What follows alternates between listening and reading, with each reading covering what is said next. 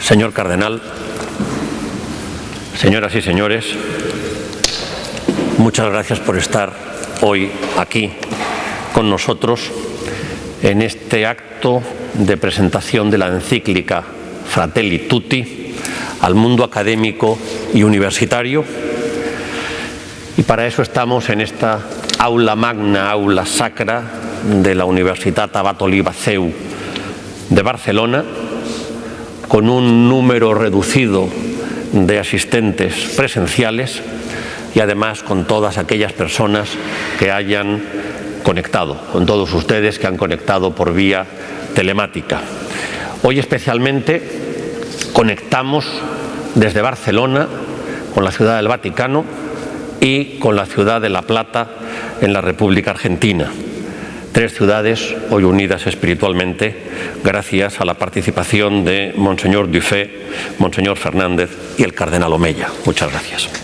Porque hoy contamos con la participación, como digo, en primer lugar de Monseñor Bruno Dufay, secretario del Dicasterio para el Desarrollo Humano Integral, que nos hablará desde la Ciudad del Vaticano, con Monseñor Víctor Manuel Fernández, arzobispo de La Plata, que nos hablará desde la República Argentina, y tenemos aquí a nosotros al Cardenal Juan José Omeya, arzobispo de Barcelona, presidente de la Conferencia Episcopal Española y miembro del patronato de esta Universitat Abat Oliba CEU. Señor Cardenal, en esta universidad la doctrina social de la Iglesia está presente en todas las carreras de grado en las tres facultades. Aquí formamos futuros trabajadores, profesionales, pero sobre todo queremos formar personas con valores. Por eso estudiamos la doctrina social de la Iglesia como algo vivo que da respuesta a los problemas actuales. Debo decir que Fratelli Tutti me ha impresionado. La lectura me ha resultado verdaderamente novedosa, impactante, fuerte, y por eso me pregunto qué quiere decirnos el Papa realmente con esto, qué mensajes nos está dando tan profundos. Y para ello hoy contamos nada menos que con tres colaboradores cercanos del Papa Francisco. Y para conocer más de cerca esta encíclica Fratelli Tutti, cedo la palabra, en primer lugar, a Monseñor Dufay, secretario del Dicasterio para el Desarrollo Humano Integral, que nos habla desde la Ciudad del Vaticano.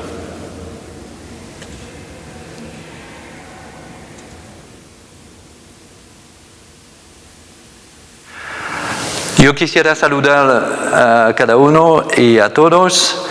Eminencia Cardenal Juan José Omeya, arzobispo de Barcelona y presidente de la Conferencia Episcopal.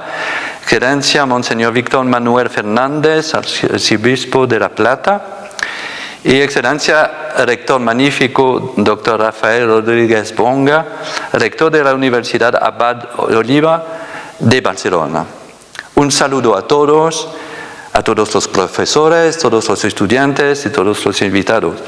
Considerando la invitación del doctor Sergio Rodríguez López Ros, es un placer para mí ofrecer a ustedes unas reflexiones breves a propósito de la encíclica Fratelli Tutti, todos hermanos y hermanas, en particular sobre la dimensión ética y política de esta encíclica, que fue presentada como una encíclica política, pero que es realmente una reflexión sobre la caridad y la paz.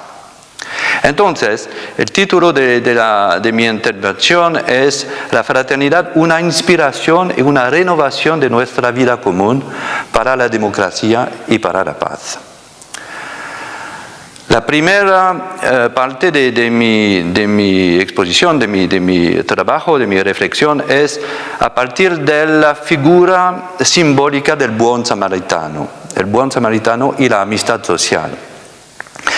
La figura particularmente simbólica del buen samaritano, que da cuidado al hombre herido y abandonado al lado del camino, da a la reflexión del Papa Francesco en su encíclica Fratelli Tutti una referencia esencial para pensar hoy la relación fraternal y la vida colectiva y política. La segunda parte de la encíclica Fratelli Tutti, en particular los capítulos 5 y 6, da en efecto a la política, a la vida política, un papel determinante para la promoción de la fraternidad. Se podría decir que el paradigma del buen samaritano se puede interpretar como la salida de sí mismo que dice su propia humanidad, así como la traducción en acción concreta de las referencias que decimos en nuestras profesiones de fe y que nos conducen a cambiar nuestro itinerario cuando es necesario para encontrar al otro y compartir con ello nuestra atención y compasión. No se trata solamente de hablar del valor moral del amor fraternal, sino también de actuar y cumplir un amor auténtico que consiente a la complementariedad. Yo soy y estoy aquí para ti y contigo. Necesitamos uno al otro. El acto de amor es gratuidad y hospitalidad. El ser amado tiene valor para mí, un grande precio, como dice el texto del profeta Isaías, cuando Dios habla de su amigo. Tú tienes valor para mí. Efectivamente, se trata de evitar que la fraternidad sea reducida únicamente a la esfera de la relación interpersonal. La vida política es, por excelencia, el lugar del encuentro, del diálogo y de la responsabilidad compartida. Eso es la definición de la democracia misma, un espacio donde cada uno puede exprimirse y participar a la decisión, a la perspectiva del bien común y de la justicia. La democracia como proyecto y como práctica política es la traducción en acto de esta visión del mundo abierto, como dice el capítulo 3 de la encíclica, más fuerte que el mundo cerrado de los solos intereses individualistas. Un mundo y una relación que considera al otro con su sensibilidad, su opinión, sus talentos y sus proposiciones para el presente y el futuro colectivo. Yo puedo leer unas líneas de la encíclica. También, dice el Papa Francisco, también hay un aspecto de la apertura universal del amor que no es geográfico, sino existencial. Es la capacidad cotidiana de ampliar mi círculo, de llegar a aquellos que espontáneamente no siento parte de mi mundo de intereses, aunque estén cerca de mí. Por otra parte, cada hermana y hermano que sufre, abandonado o ignorado por la sociedad, es un forastero existencial, aunque haya nacido en el mismo país. Es el número 97 de la encíclica. El espacio democrático en la vida política como en la vida social es un lugar abierto donde el encuentro es posible y donde la palabra puede ser oferta y intercambiada sin miedo, donde los derechos y deberes mutuos son respetados y actualizados. La amistad social, tema central de la encíclica, es el otro apellido de la fraternidad. Atención, benevolencia, busca de una relación justa. No es un comportamiento débil, sino una postura moral fuerte que refusa el desprecio particularmente a los más frágiles y que abre a la construcción de lo que se puede definir como una corresponsabilidad. dice el texto, el número 154, para hacer posible el desarrollo de una comunidad mundial capaz de realizar la fraternidad a partir de los pueblos y naciones que viven la amistad social, hace falta la mejor política puesta al servicio del verdadero bien común. Esta hospitalidad mutua, característica de la amistad, hace sensible a la palabra del otro, de la otra, al respecto de las personas, promesas, y también a la necesidad del perdón. Palabra, promesa, perdón. El perdón, en efecto, permite de no encerrar al otro, individuo, pueblo o comunidad, en una imagen falsa o reducida a actos del pasado. La hospitalidad como reciprocidad da una luz a nuestros proyectos de cooperación local y global, local e internacional. Los desafíos de la solidaridad con los migrantes y refugiados que fueron tan heridos por la violencia y la injusticia, hacen aquí una conexión entre el derecho, los derechos humanos y la complementariedad. Los migrantes no pueden ser reducidos a una situación de migrantes. Eso es una intuición particularmente fuerte del Papa Francisco. Los migrantes no son migrantes, son personas. Personas que tienen talentos, que tienen promesas y que tienen un mensaje para nuestra comunidad. Como ha dicho el Papa, no son migrantes, sino personas con capacidades y carismas que llevan promesas para la humanidad. Entonces, tenemos que quedarnos a distancia de los populismos y nacionalismos proteccionistas que hacen suyos y pueden llegar a confiscar la esperanza popular, amplificando los miedos con objetivos electoralistas. La reflexión sobre la solidaridad interna no se puede hacer que excluye a los otros, los que viven sobre la misma tierra. Esta reflexión debe, al contrario, amplificar y celebrar la riqueza de la pluralidad social y la riqueza del pluralismo político que pone en luz, los dos, la diversidad de las interpretaciones de la vida, de la historia, del futuro. Sobre todo el bien común, que es un punto central de la doctrina social de la Iglesia, que llama a un desarrollo feliz de los talentos para el bien de la comunidad, debe ser considerado como la condición y el horizonte de la paz. En el pensamiento del bien común tenemos que ver la necesidad de compartir. Yo quería decir compartir o morir. Eso es el desafío actual, compartir o morir, particularmente en la crisis sanitaria y la necesidad de pensar una nueva economía y una nueva manera de vivir juntos. Este pensamiento del bien común llama a pensar la necesidad de compartir el acceso justo a los bienes para todos, la justicia, la consideración a la persona con su dignidad y sus derechos y la comunión, el horizonte del reino de Dios prometido y abierto en Jesús.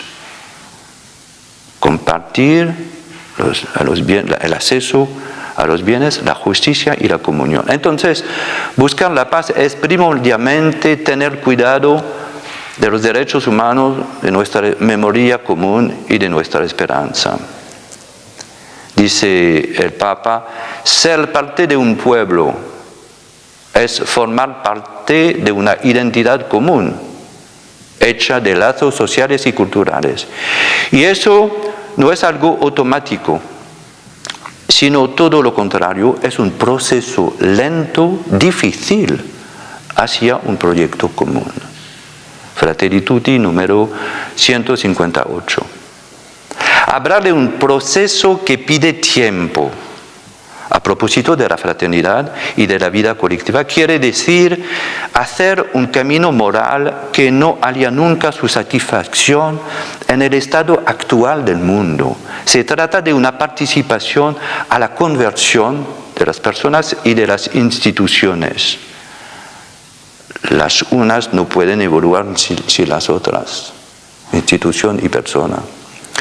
Entonces la paz puede ser entendida como el horizonte de la buena política, como dice el mensaje para la paz del 1 de enero 2019. La buena política es al servicio de la paz. Y también como la expresión de la caridad real. Dice el texto de Fratelli Tutti, la verdadera caridad es capaz de incorporar todo eso, la vida privada y la vida colectiva, la legalidad, el bienestar mínimo, los cambios comerciales, la justicia social y la ciudadanía política. Y si debe expresarse en el encuentro persona a persona, también es capaz de llegar a una hermana, a un hermano lejano o incluso ignorado, a través de los diversos recursos de una sociedad organizada, libre y creativa con capacidad de generar. La segunda parte de mi presentación es para hablar un poco de la promoción de procesos para la fraternidad y para la paz. Es un capítulo al fin de la encíclica que es muy interesante, procesos de paz. Procesos de paz. ¿Cómo hacer un proceso de paz en nuestra sociedad hoy? Si la esperanza y la esperanza de la fraternidad consiste en pasar de un mundo cerrado a un mundo abierto y del miedo a la confianza, la primera exigencia de esta fraternidad es la hospitalidad, el deber sagrado de la hospitalidad. Eso lo entendimos bien.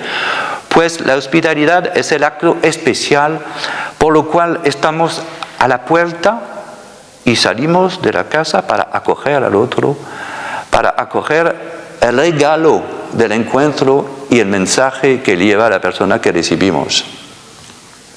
Pensamos claramente aquí a la experiencia de Abraham, el roble de Mamre en el libro de la Génesis, cuando Elio está a la entrada de su tienda y que pide al pasante o a los pasantes. No sabemos si hay un pasante o dos. Después de esta primera parte de mi reflexión a propósito de la amistad social y de su dimensión política, yo quisiera ofrecer una segunda parte a propósito de lo que el texto de la encíclica llama los procesos de paz. Es un capítulo muy interesante al fin de la encíclica y se puede decir que es una reflexión para saber cómo es posible promover procesos para la fraternidad y para la paz hoy.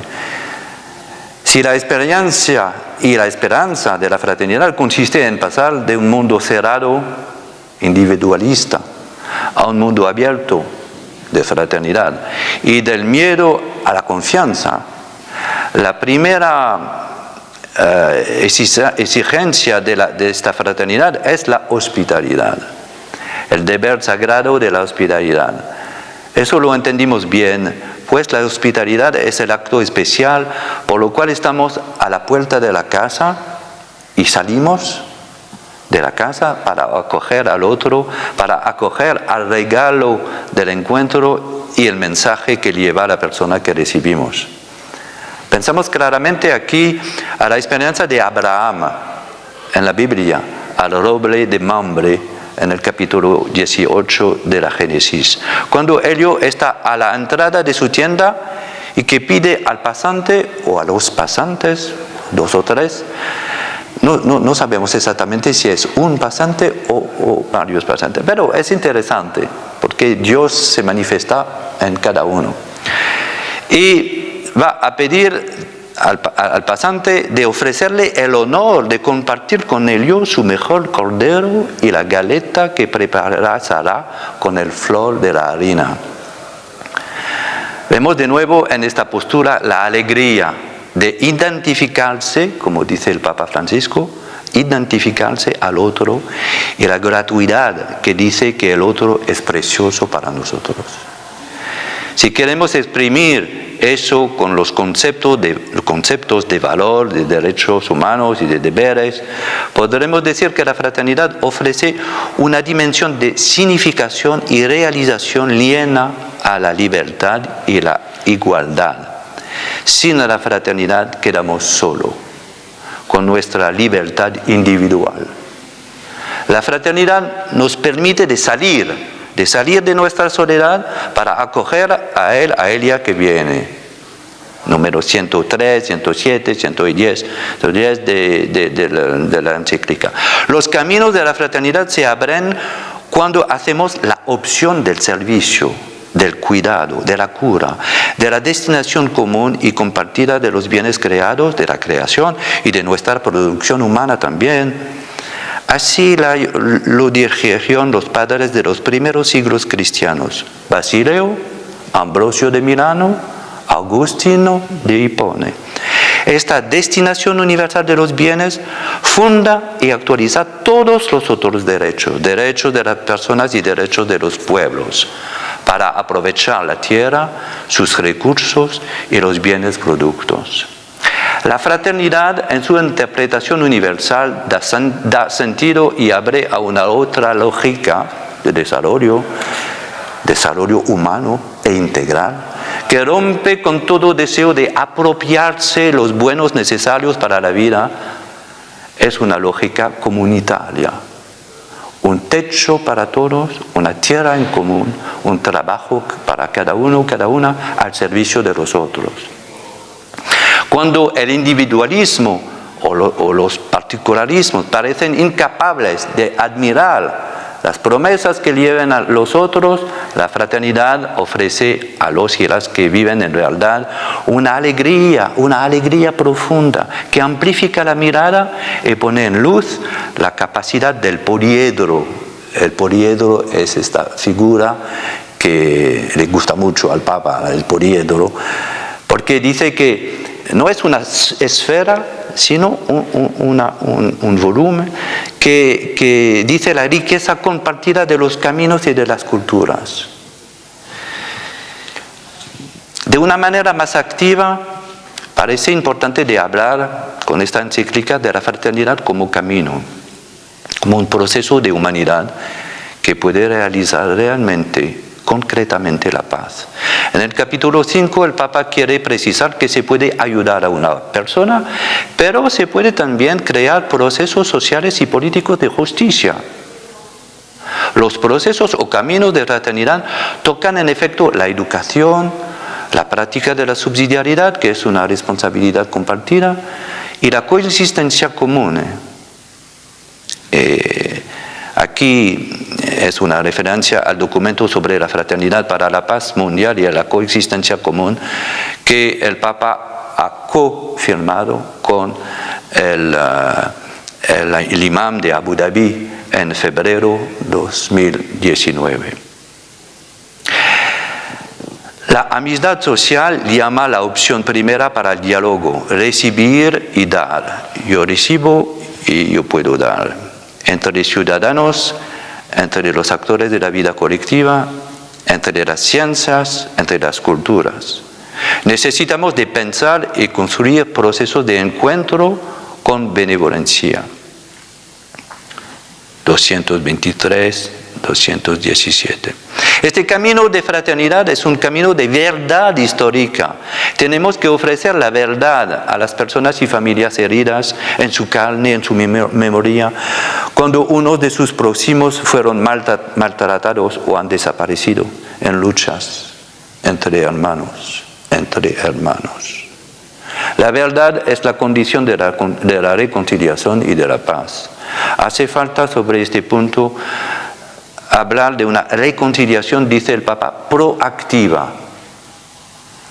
Perdonar nunca quiere decir olvidar. Necesitamos hablar de la Shoah, de los sufrimientos inconmensurables de Hiroshima, de Nagasaki, de los genocidios, de las dictaduras.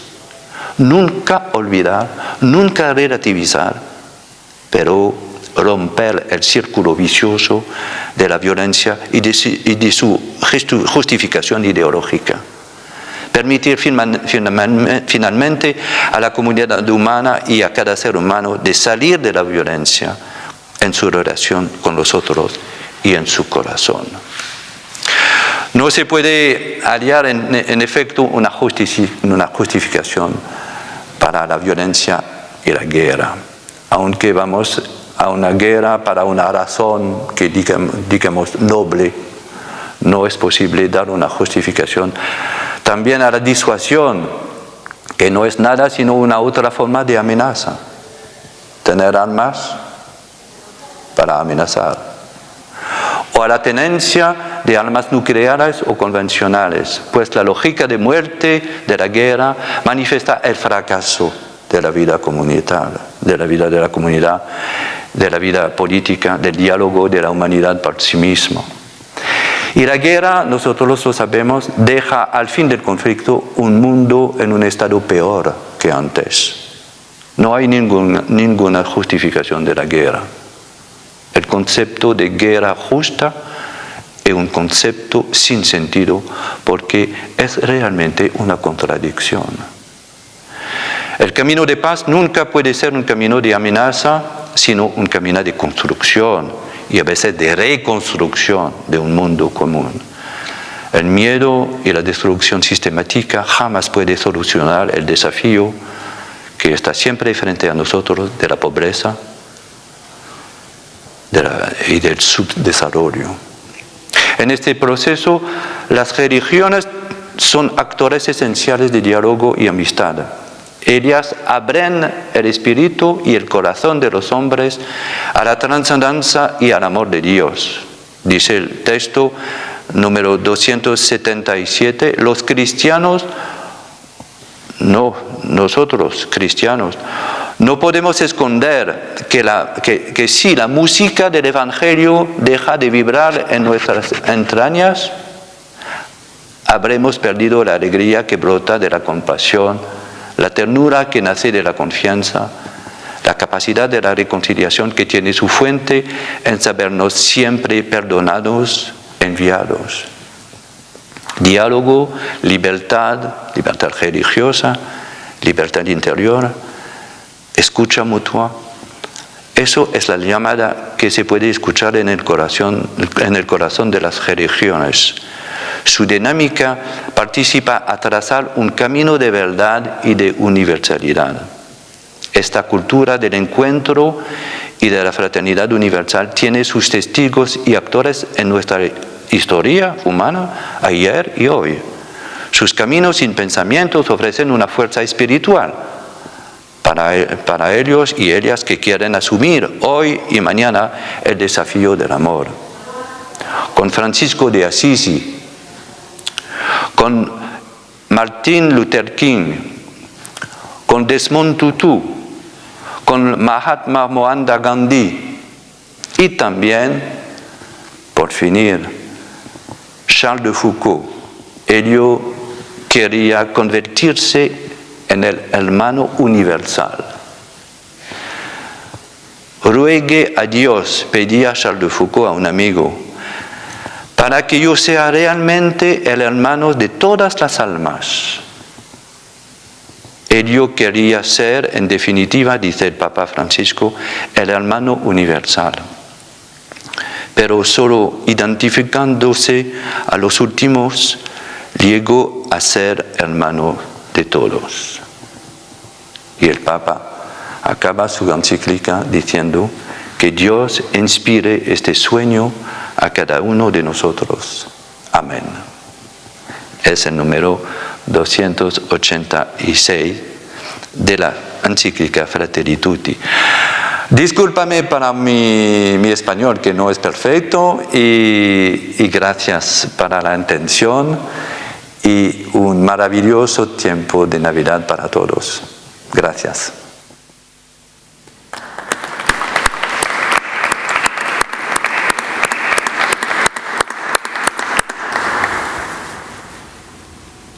Damos las gracias a Monseñor Difé y a continuación cedo la palabra.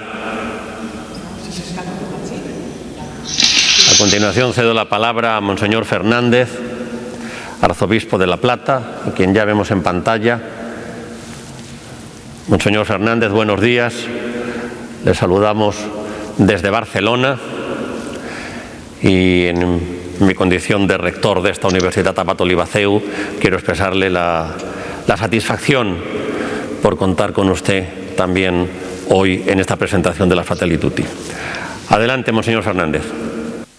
Ante todo, me parece importante clarificar que Fratelli Tutti hace un esfuerzo por hacer lo mejor del pensamiento de Francisco. Recoge la experiencia de Francisco por distintos lugares del mundo. En esos lugares él trató de imaginar, por ejemplo, qué es lo que podía decir y los en el Museo de los Estados, ¿no?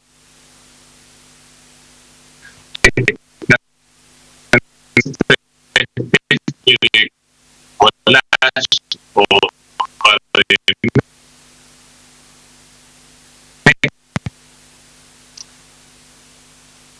pero yo creo que es los grandes ejes del pensamiento del Papa Francisco. En esa gran síntesis yo me voy a detener en dos guías hermenéuticas. Son dos guías que llevan a interpretar adecuadamente el conjunto del documento y a seguirlo de esta manera articulada. Y posteriormente me voy a detener en dos críticas que suelen hacerse en documentos, más bien de corte ideológico. Con respecto a lo primero, a las dos grandes guías o claves de interpretación del texto, la primera es evidentemente el llamado al amor. Hay que decirlo claramente, el tema de Fratelli Tutti es el amor fraterno. Pero a diferencia de otros documentos que ya han hablado sobre la caridad, el acento específico que pone Francisco es el de la apertura universal del amor. El amor que está llamado a un crecimiento. Y ustedes saben que la caridad no crece solo intensivamente, por arraigo en el interior del sujeto, sino que también crece extensivamente, en cuanto se abre más y más a los demás, en cuanto va ampliando su círculo. Es la caridad que no se queda encerrada solo en la propia familia o en un grupito de amigos, ¿no?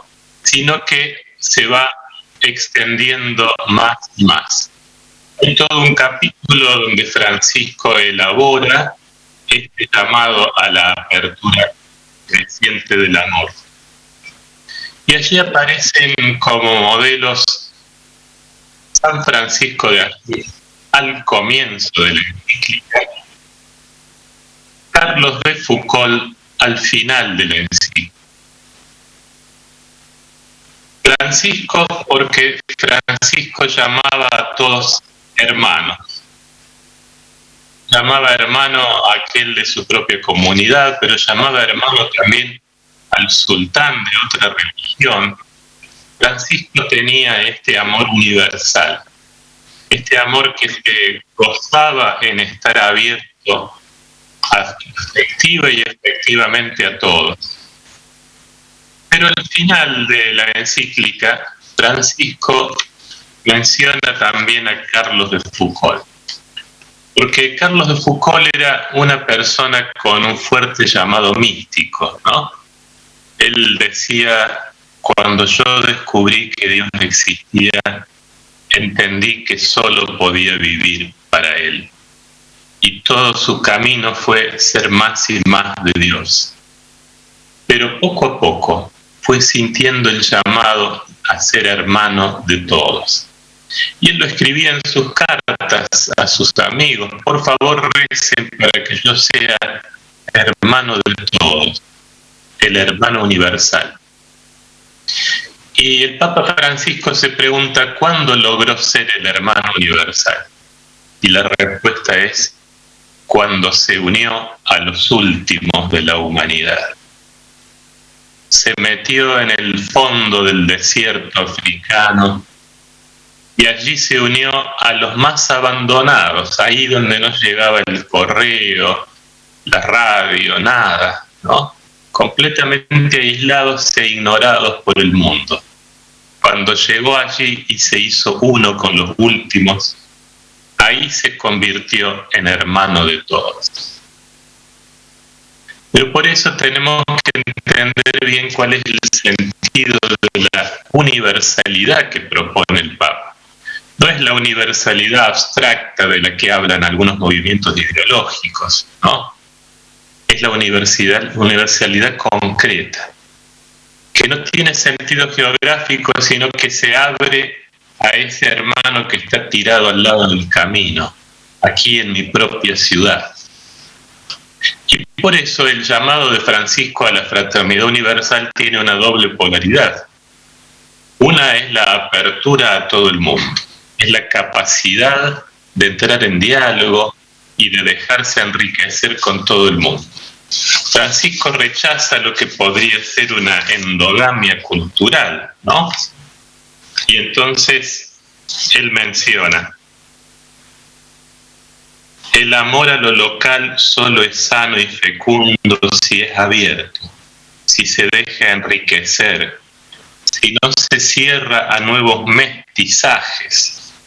Y en ese sentido, dice, los inmigrantes, si los ayudamos a integrarse, son una bendición, una riqueza, un nuevo don que invita a crecer. Esa es una polaridad, esta apertura universal a todo hermano, no importa dónde haya nacido. Pero la otra polaridad es que hay un universalismo falso, y entonces es indispensable el amor a lo local. Dice Francisco: el que desprecia a su propio pueblo, que no se enamora de su propia tierra, ese no puede tener una auténtica apertura universal. Es, en todo caso, un nómade, una persona que le gusta viajar, conocer, pero no es un hermano universal.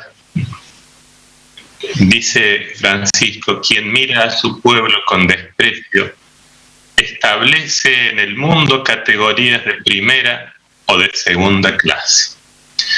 Por eso el mismo título de Fratelli Tutti ya nos aclara el sentido: la fraternidad y la amistad social.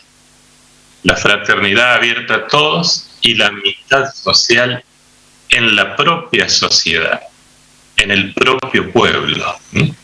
Estos son entonces como los dos polos de este llamado al amor universal, que es una invitación a crecer en la extensión, en el amor extensivo, que no es geográfico, sino existencial. Por eso dice Francisco: alguien puede ser un ciudadano con todos los papeles, pero lo hacemos sentir como un extranjero en su propia tierra.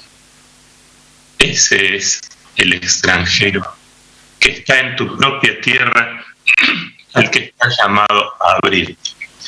Y también dice Francisco: quiero recordar a esos exiliados ocultos, tratados como cuerpos extraños en la sociedad.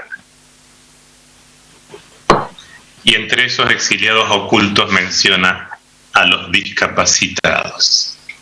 Por eso Francisco habla de un pacto social y de un pacto cultural.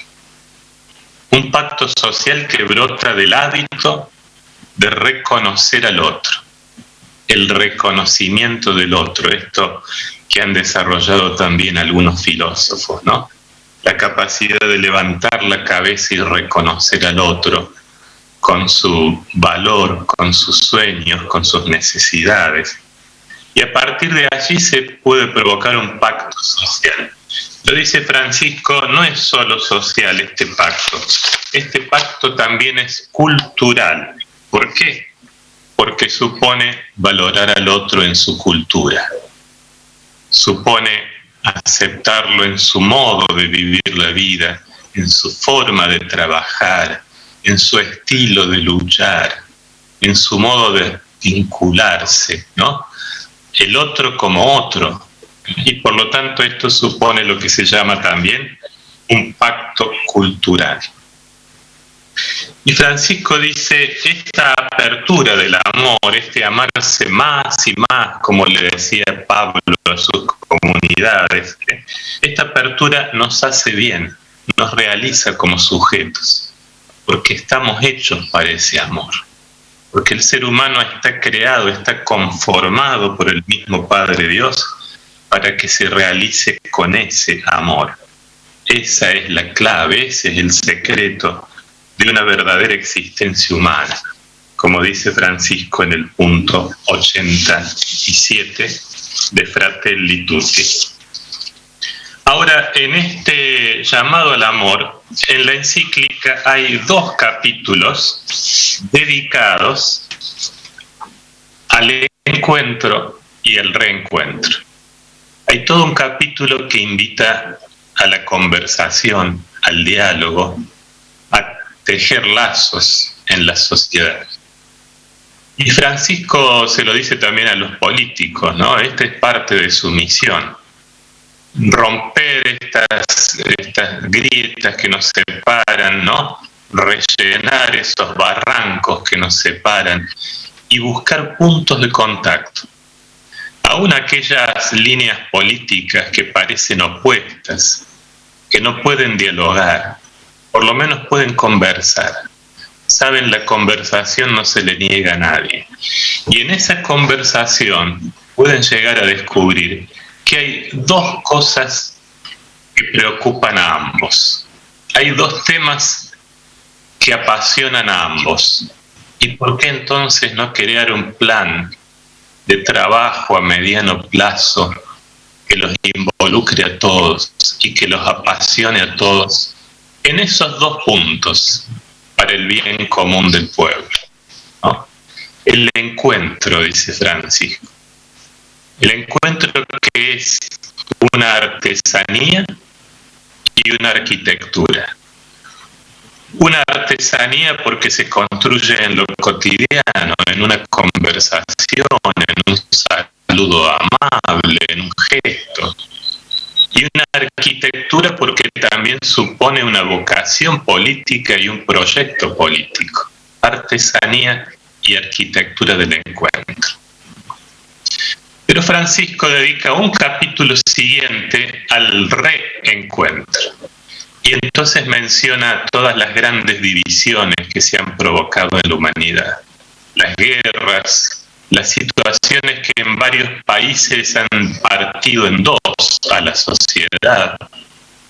Situaciones que han sido dolorosas, que han implicado injusticia, crueldad inclusive. Francisco dice, es posible un camino largo y duro de reencuentro. Es posible. Francisco dice, hay cosas que no hay que olvidar, es verdad. Hay cosas que no hay que esconder, es verdad. No se consigue nada escondiendo, tapando la historia. Hay cosas que hay que relativizar, no hay que relativizarlas. Pero dice Francisco, eso que no se puede olvidar, eso que no se puede ignorar o esconder, eso que no se puede relativizar, se puede perdonar. Y perdonando podés hacer un camino de reconstrucción de estos lazos humanos, de sanación de la sociedad y eso le da futuro al horizonte, al futuro. Encuentro, reencuentro. Esta es la primera gran clave hermenéutica de todo el documento. Si uno lo lee recordando esta clave hermenéutica, comprende todo en Fratelli Tutti. Y la pregunta es, ¿nosotros los cristianos podemos tener otro mensaje diferente a este? Por supuesto que no. Eso es evangelio puro. Aunque las ideologías, aunque los operativos de prensa, los intereses políticos nos quieran meter en alguna polaridad, el Papa Francisco dice, eso no es el Evangelio. Vos optaste por el Evangelio, que puede ser contracultural. Entonces, pasada la pandemia, vayamos por este camino, porque la pandemia nos puede encerrar todavía más en el individualismo, en el consumismo egoísta, en el todos contra todos, en el sálvese quien pueda. Si la pandemia produce eso, nos va a dejar peor, nos va a destruir como humanidad. Entonces Francisco en Fratelli Tutti propone que nuestra reacción sea la contraria. El objetivo de que a partir de esta pandemia logremos un mundo de hermanos. Esa es la primera clave. ¿Cuál es la segunda? La segunda es enormemente importante y hace al gran magisterio social de la Iglesia. El gran magisterio social de la Iglesia nos ha enseñado siempre la inmensa, ineludible, inviolable dignidad de cada persona humana. Pero Francisco le añade, la dignidad ineludible de cada persona humana más allá de toda circunstancia. ¿Y qué importancia tiene este agregado? Más allá de toda circunstancia. Tiene una importancia práctica enorme, porque esto se aplica a todo. Por ejemplo, la circunstancia de haber nacido más allá o más acá de la frontera, ¿le quita algo a esa dignidad? No, porque esa dignidad inviolable se fundamenta en el valor de su ser. Y por lo tanto, si nació de la frontera para allá o de la frontera para acá, no cambia nada. Ese ser humano tiene la misma dignidad inviolable y los mismos derechos humanos. Derecho al trabajo, derecho a tener un techo, derecho a poder desarrollarse plenamente. Eso lo tiene por ser humano. Y la circunstancia de que haya nacido detrás de la línea de la frontera no cambia nada. Si es un discapacitado, alguien que nació con serios límites, ¿eso le quita algo? No, esa es otra circunstancia que no le quita nada a su enorme dignidad. Y si es un criminal, le metemos la pena de muerte. Y el Papa dice, no, precisamente por eso no aceptamos la pena de muerte. Porque ni siquiera un crimen le quita su inviolable e inmensa dignidad. Que si hablamos en cristiano, es una dignidad infinita, porque es objeto del infinito amor de su Padre, que no lo abandona. Como ven entonces, este gran principio de la inviolable dignidad de cada ser humano, dice Francisco, esta es la convicción básica de todo humanismo, que no se fundamenta en las circunstancias, sino en el valor de su ser. Cuando este principio elemental no queda a salvo, no hay futuro, ni para la fraternidad, ni siquiera para la supervivencia de la humanidad.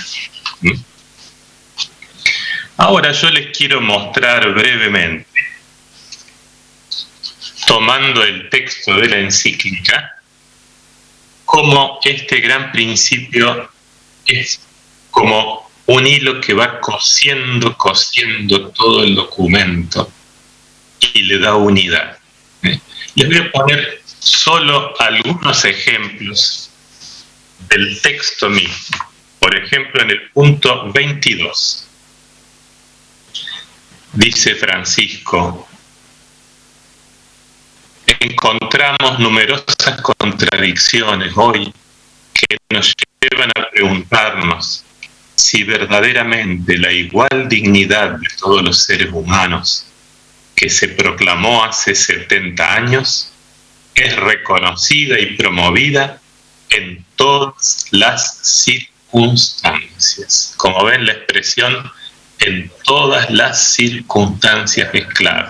O sea, hace 70 años proclamamos la igual dignidad de todos, pero ¿realmente se la reconoce en todas las circunstancias?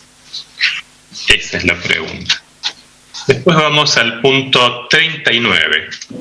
Allí dice: los migrantes no son considerados dignos para participar en la vida social como cualquier otro, y se olvida que tienen la misma dignidad intrínseca de cualquier persona, más allá de su origen, color o religión. O sea, más allá de toda circunstancia. Vamos a otro punto, más adelante en el capítulo 3, el punto 107. Todo ser humano tiene derecho a vivir con dignidad y a desarrollarse íntegramente. Y lo tiene aunque sea poco eficiente, aunque haya nacido con limitaciones, porque eso no menoscaba su inmensa dignidad, que no se fundamenta en las circunstancias, sino en el valor de su ser. Otra vez, este leitmotiv que realmente es clave de interpretación de todo. Y vamos al punto 118, cuando habla de la propiedad privada, tema polémico. Francisco dice: el mundo existe para todos porque todos nacemos en la tierra con la misma dignidad. Las diferencias circunstanciales de color, religión, capacidades, lugar de residencia y tantas otras no pueden anteponerse a esto ni justificar los privilegios de algunos pocos. Otra vez, más allá de toda circunstancia.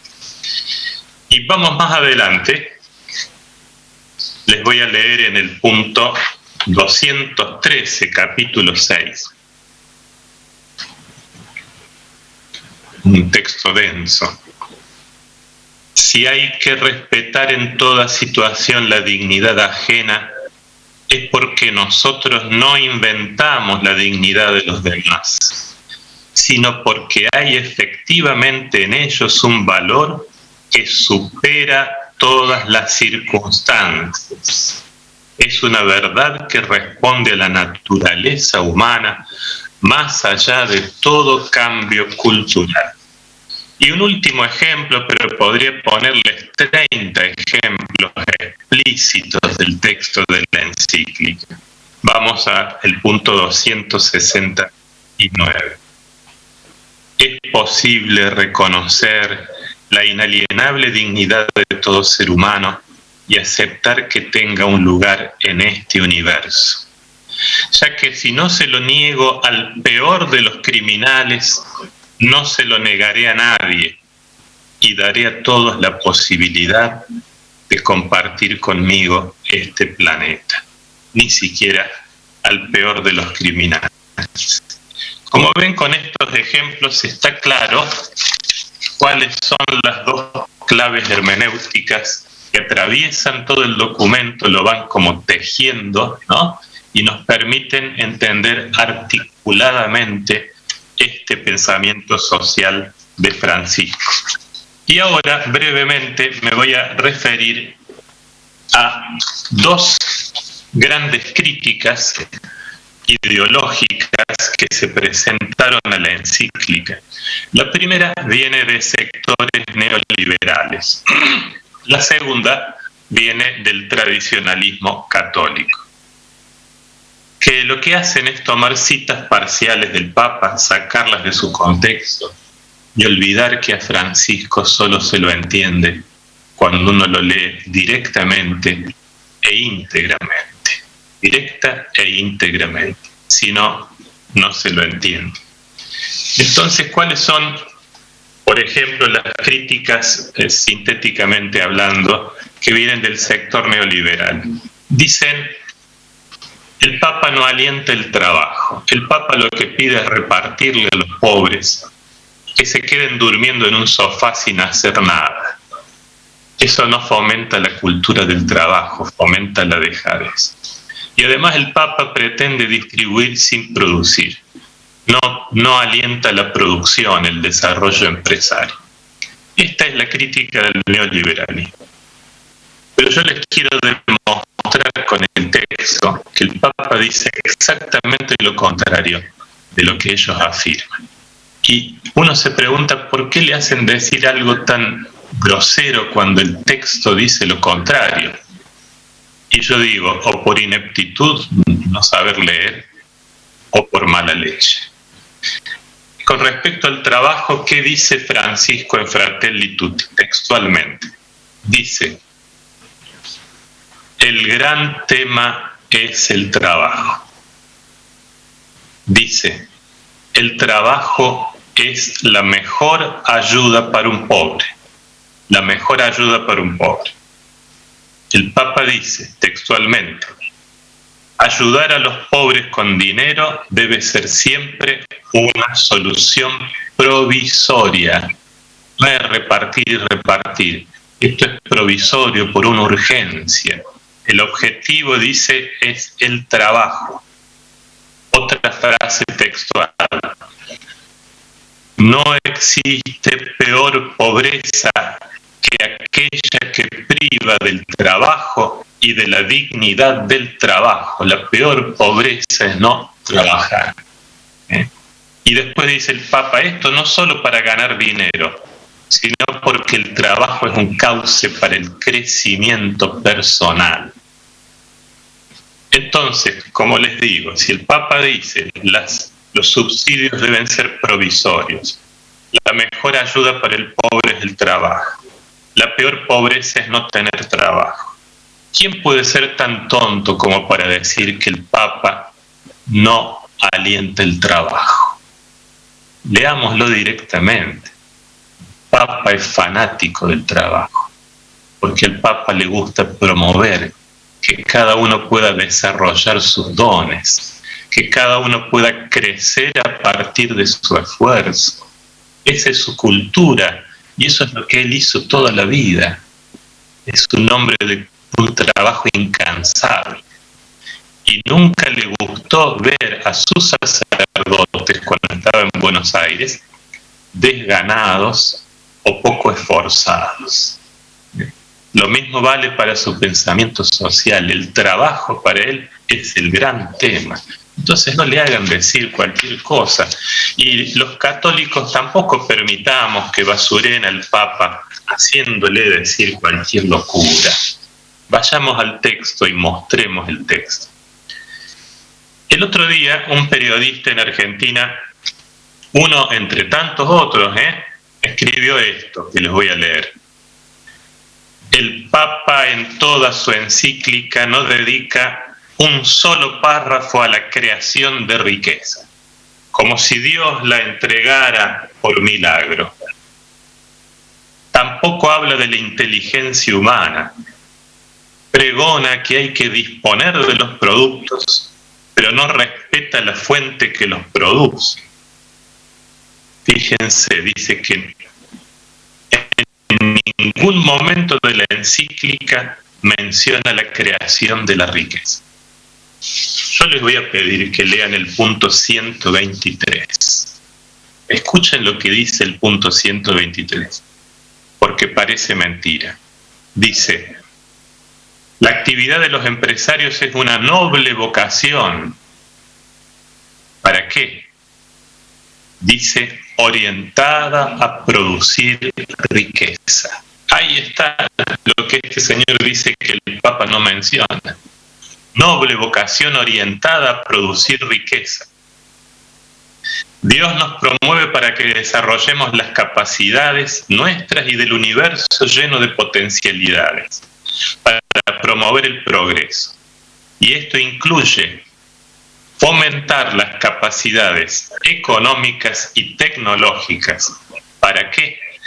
Para hacer crecer los bienes y aumentar la riqueza. Hacer crecer los bienes y aumentar la riqueza. Díganme ustedes qué encíclica ha leído este periodista pseudo-intelectual que lea el punto 123. Y para terminar, la segunda crítica muy frecuente viene del tradicionalismo católico. Dicen que el Papa escribe algo completamente horizontalista, que responde al nuevo orden mundial, donde las religiones no existen o son decorativas. O finalmente que el Papa hace un sincretismo religioso donde da lo mismo cualquier religión. O sea que ha abdicado al pensamiento cristiano para unirse al nuevo orden mundial masón y hablar de una fraternidad etérea que no tiene ningún fundamento religioso. Esto lo dicen en los blogs ahí mismo en España, varias páginas web católicas muy leídas. Lo dicen y lo repiten y lo repiten. Y muchos católicos se prenden a repetir lo mismo como tontos. ¿No? ¿Qué dice el Papa en la encíclica? Dice: yo escribí esta encíclica desde mis convicciones cristianas que me alientan. Punto 6. Sin embargo, he procurado hacerlo de tal manera que la reflexión se pueda abrir al diálogo con todas las personas de buena voluntad. O sea, dice el Papa, yo no estoy renunciando a mi fe y a mis convicciones cristianas, pero en este documento quiero conversar con todos. Quiero hablar de tal manera que pueda entrar en conversación con todos. Y en el punto 56 dice: esta carta está dirigida a todas las personas de buena voluntad, más allá de sus convicciones religiosas.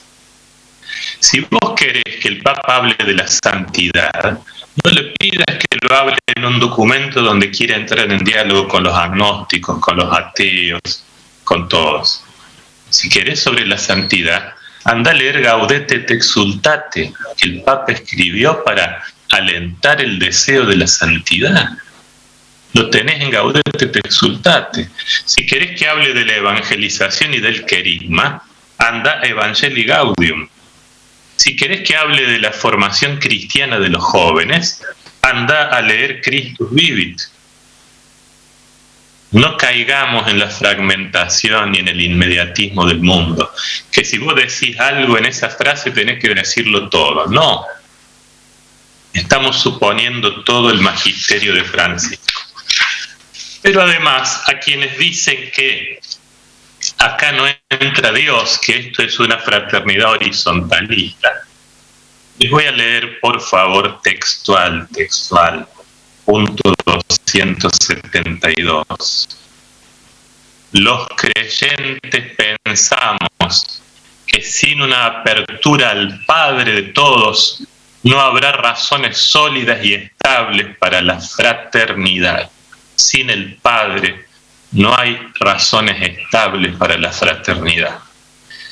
Y sigue: estamos convencidos de que solo con esta conciencia de hijos que no son huérfanos podemos tener paz entre nosotros. Hijos que no son huérfanos, esos son los que pueden ser hermanos. Y el 274 dice: cuando en nombre de una ideología se quiere expulsar a Dios de la sociedad, el hombre se pierde, su dignidad es pisoteada y sus derechos son violados. Díganme si esto es horizontalismo sin Dios. No mintamos, por favor, católicos. Hay un mandamiento que dice no levantar falso testimonio ni mentir. Dejemos que el Papa hable por sus textos. Y otros dicen, bueno, será así, reconoce el valor de la religión, pero empieza a mezclar todo y da lo mismo una religión que otra. Ese es el sincretismo masón que quiere crear una especie de religión universal. ¿Qué dice Francisco en Fratelli Tutti? Escuchémoslo bien. Pero los cristianos no podemos esconder que si la música del Evangelio deja de vibrar, perdimos la alegría de la compasión, la ternura de la confianza, la capacidad de reconciliación. Si la música del Evangelio de Cristo deja de sonar en nuestras casas, en nuestras plazas, en la política y en la economía, se apagó la melodía que nos desafiaba a luchar por la dignidad de todo hombre y toda mujer. Otros beberán de otras fuentes. Para nosotros, ese manantial de dignidad y de fraternidad es el Evangelio de Jesucristo. ¿Lo quieren más claro todavía? Dejen de mentir entonces. Y vamos al punto 85 para terminar. Y en este punto 85, el Papa elenca algunos fundamentos teológicos y llama a los teólogos a desarrollarlos. Y dice así: las palabras de Jesús tienen una dimensión trascendente. Invitan a reconocer al mismo Cristo en cada hermano abandonado o excluido. Reconocer a Cristo en el hermano abandonado. Porque la fe colma de motivaciones inauditas el reconocimiento del otro. Nuestra fe católica le da motivaciones inauditas a este reconocimiento del hermano. ¿Por qué? Porque quien cree llega a reconocer que Dios ama a cada ser humano con un amor infinito y así le confiere una dignidad infinita. Y sigue el punto 85. A esto se agrega que creemos que Cristo derramó su sangre por todos y cada uno, por lo cual nadie queda fuera de su amor universal. Ese es el amor universal, el de Cristo, que abraza a todos y con su sangre cubre a todos. Y si vamos a la fuente última, dice el Papa, que es la Trinidad, allí hay tres personas, origen y modelo perfecto de toda vida en común.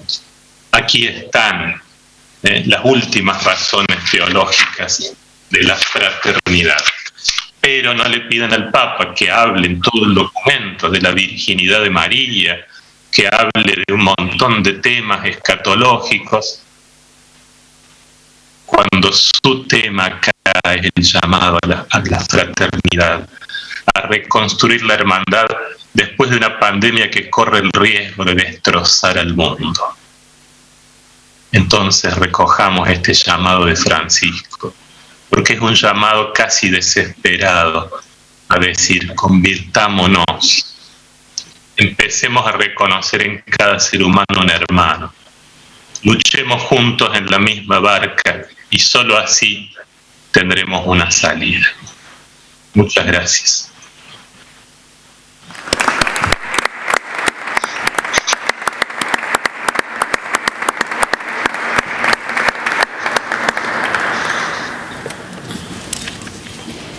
Muchísimas gracias, Monseñor Fernández, por esta explicación tan clara, tan didáctica y tan positiva. Bueno, y seguidamente tengo el honor de ceder la palabra al señor Cardenal Omella, arzobispo de Barcelona, presidente de la Conferencia Episcopal Española y miembro del patronato de esta Universitat Abat Olivatheu. Señor Cardenal, adelante. Pues muchísimas gracias. ¿Y qué voy a decir después de estos grandes ponentes que hemos tenido? Tanto Monseñor Bruno Dufay como Monseñor Víctor Manuel Fernández. Buenos días. Le hemos escuchado muy bien. Lo ha resumido muy bien, como ha dicho nuestro rector, y muy pedagógicamente. Gracias de todo corazón. Ciertamente, mucha gente no ha entendido bien lo que dice el Papa, no lo ha leído y lo ha confundido un poco todo. Yo creo que si el Evangelium Gaudium era un documento programático del Papa, la encíclica Fratelli Tutti es fruto maduro de su magisterio, porque de hecho él en sus discursos va sacando todo lo que dice, lo hemos escuchado en sus discursos, en sus homilías tantas veces, y ahí lo resume todo en su encíclica Fratelli Tutti. Como Laudato Si, también Fratelli Tutti es una encíclica social, dirigida a todos los hombres de buena voluntad, más allá de las convicciones religiosas. Fratelli Tutti puede considerarse como el segundo capítulo de Laudato Si, de la atención a nuestra casa común, que era Laudato Si, cuidar la casa común, que es de todos, pasamos a la atención de los que vivimos en esa casa, de todos. Son los católicos, los no católicos, todos. Cuidar a todos porque todos somos hermanos, todos somos de esa misma familia, miembros de la misma familia. Y en la Navidad podemos estar todos juntos, diría yo, un poco bromeando, ¿verdad? Porque todos formamos, somos miembros de la misma casa, de la misma burbuja. Pasamos del amor a la tierra, Laudato Si, al amor al prójimo en Fratelli Tutti. Esta encíclica social muestra cómo se sitúa la Iglesia en el mundo. No es una ONG, no es tampoco una sociedad cerrada y aislada del resto del mundo, de la sociedad. La Iglesia quiere ser, como nos enseñaba también el Concilio Vaticano II, un agente de comunión mundial, de fraternidad universal. Lumen Gentium, Gaudium et Spes, dos grandes documentos del Concilio Vaticano que nos sitúan bien la Iglesia dentro, en el corazón del mundo. Y así como San Francisco de Asís tuvo la osadía de ir a ver al encuentro del sultán Malik el Kamil, pues el Papa sale al encuentro también de este mundo diverso que está envolviéndonos a todos nosotros. Nos habla de la fraternidad y el tema es, y lo han dicho muy bien, cómo alcanzar esa fraternidad universal que el Papa sugiere. Lo hemos dicho, no quiero repetirlo. Lo mejor es esa capacidad de perdón, de reencuentro y de recomenzar. Y eso nos evitaría las guerras y las tensiones. Pero estamos tan aislados que nos cuesta no solo ofrecer el perdón, sino pedir perdón. Pedir perdón. El recuerdo no perdona, pero el recuerdo penitencial, el recuerdo de que somos débiles y que lo hemos hecho mal, esa actitud siempre nos abre a una comprensión mayor y a un perdón mayor.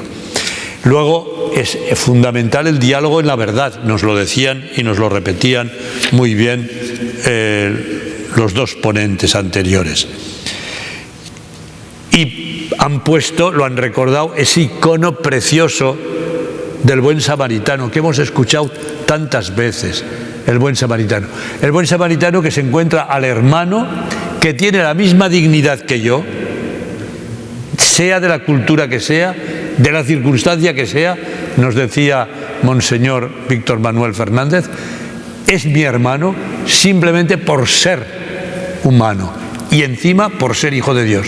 Y el buen samaritano no le pregunta ni de dónde eres ni qué religión, simplemente lo cura, lo monta sobre la cabalgadura y lo lleva a quien mejor le puede atender, que es en una posada porque él tiene que marcharse, pero deja la ayuda necesaria para que puedan atender. Qué bonita es la imagen ya antigua que nos mostró Jesús, y no Fratelli Tutti, sino Jesús, y que Fratelli Tutti toma de Jesús. Y esa tiene que ser nuestra actitud, yo creo, en todos nosotros.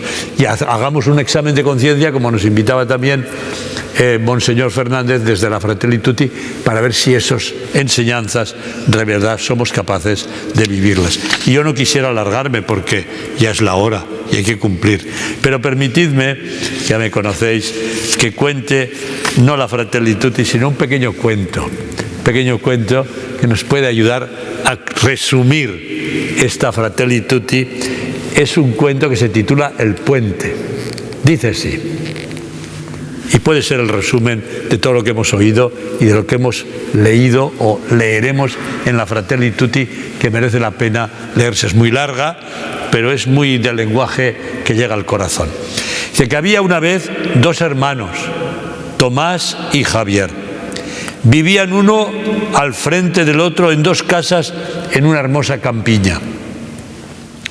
Por problemas pequeños que al acumularse sin resolverse se fueron haciendo grandes, esta es nuestra historia de todos nosotros y de muchas familias nuestras, de muchos matrimonios, pequeños problemas que como no se afrontan se van haciendo grandes.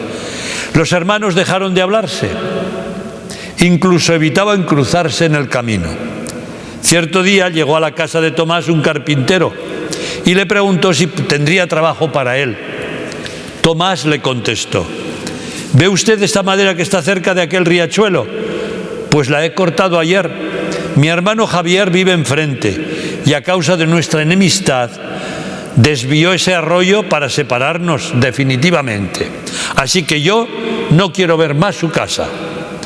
Le dejo el encargo de hacerme una cerca muy alta que me evite la vista de la casa de mi hermano. Las cercas.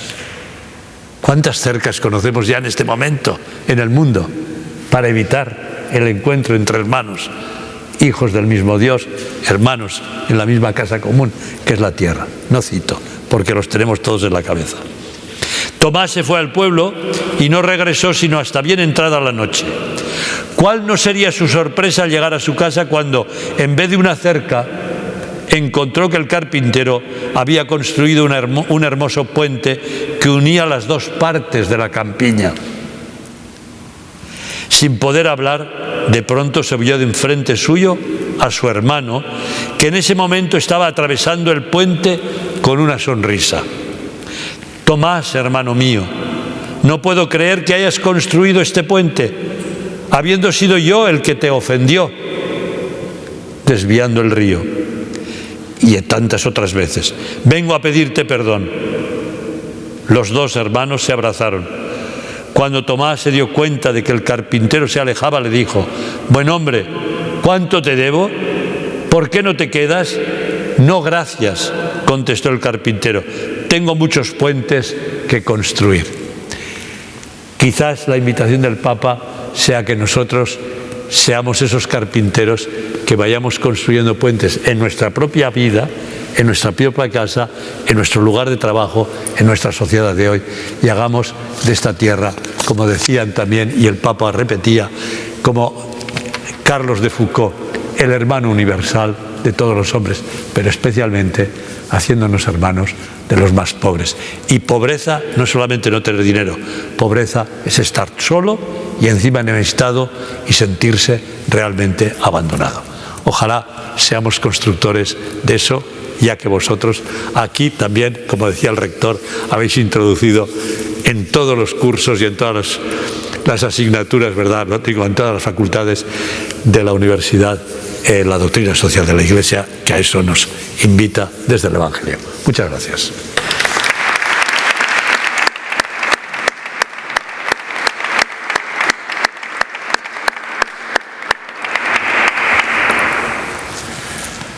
Y para terminar, solo me queda dar las gracias en nombre de toda la comunidad universitaria, todos los profesores y el personal de la universidad que está aquí presente y también de la Asociación Católica de Propagandistas.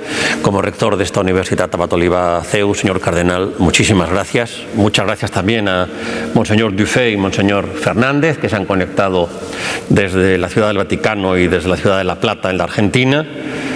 Muchas gracias a todos los que han seguido este acto por Internet, los que lo siguen por medios telemáticos y, por supuesto, muchas gracias a todos los presentes, ¿no? Y muchas gracias de corazón a todo el equipo. Personalmente estoy muy agradecido a todos y cada uno de los que están aquí, a todos y cada uno de los miembros de esta comunidad universitaria. Hay que agradecer a los de la técnica. A todo el equipo técnico que han sufrido, pero ha salido finalmente.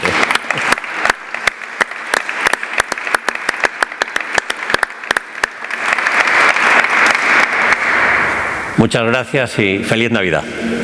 Igualmente.